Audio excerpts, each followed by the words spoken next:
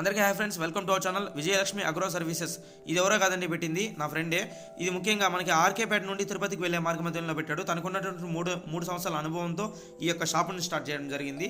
ఇది తమిళనాడుకి సంబంధించింది కాబట్టి ఇక్కడ మనకు విజయలక్ష్మి అగ్రో సర్వీసెస్ తమిళలోనే కొట్టించాడు బ్యానర్. కానీ ఈ షాప్లో మనకి ముఖ్యంగా వ్యవసాయానికి సంబంధించినటువంటి అన్ని రకాల మందులు, మన పంటలకు సంబంధించినటువంటి అన్ని రకాల మందులు అవైలబుల్ ఉన్నది.